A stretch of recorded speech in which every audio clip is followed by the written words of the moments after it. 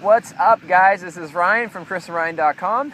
And this is Kris. Look who we got. And, I don't know if you guys can see him, we got Hudson. But happy Monday. We're excited for you guys, a new fresh week. We asked you guys on our fan page, Facebook.com/Kris and Ryan, what is the biggest struggle you're having in your business right now? So we got some pretty good responses. Jim, I think your question was great, or your challenge was great, but Jim's challenge, what was Jim's challenge? Finding time management, finding his desperate why to keep his business going. Yeah, and a lot of you other guys had great questions like customer acquisition, how to keep customers, in your business, the ones that are, maybe dropping off, how to pick up a phone, the 100-pound phone that's crazy heavy. Parties.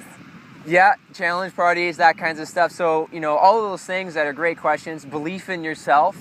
We kind of felt that Jim's question was sort of all-encompassing to help you guys move forward. So, Kris, what do you do? Like, I want to grow this business. I maybe don't have as big as a why as I want. What do I do to get going in this thing? That's a really good question, because I find that, even our why has changed so much since we totally started. Has. Yeah. And you're going to get to a point where at the beginning, you might have started this business because you really, really need the income.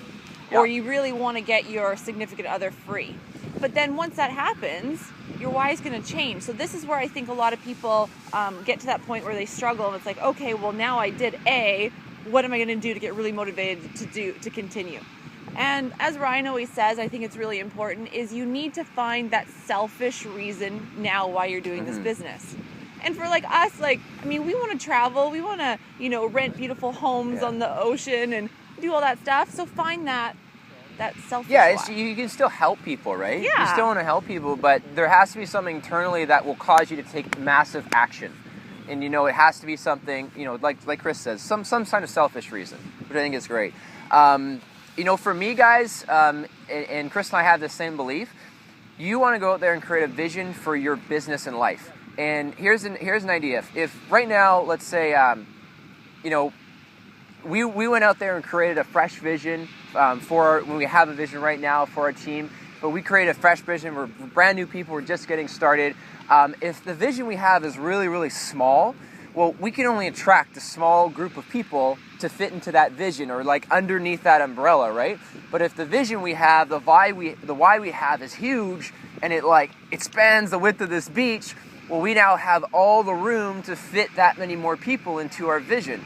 So a lot of times, when people say, oh, customers are dropping off, or I don't have that drive, that why, and it's because your customers are feeling you don't have the drive and the why. Your promoters are feeling you don't have the drive and the why. So if you don't have the room in your umbrella of the vision, then there's no space for them. And that's why they're probably, deciding to move on to something else.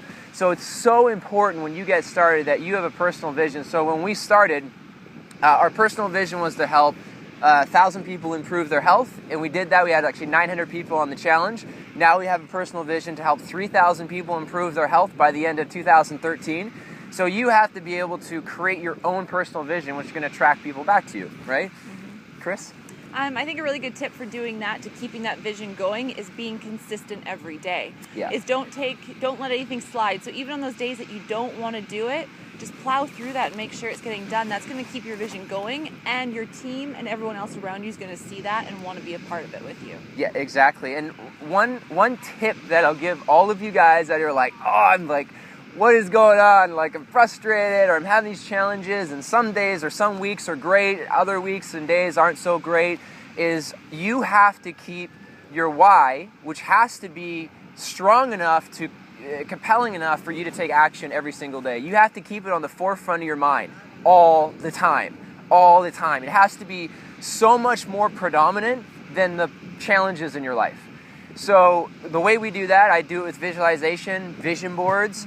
Kris posts notes all over her office, right? Like sticky notes, just something that trains your mind. Things in the past that I've done, if I've actually had a picture or a write-up or an image that I have stuck inside on the dash of my car. So every time I get it, I'm like, okay, what am I focusing on? What am I achieving? What am I doing today, this month, that's going to move forward and help us fulfill that vision for the people that we're attracting to this business? So it's just, it's such a psychological thing, but it's so key to success. One of the questions that I'm coaching a lot of people right now, and I ask them, what's your greatest struggle? Like what we asked you guys. And they're just like, boom, boom, boom, boom, boom, boom. I can tell you all day long my problems.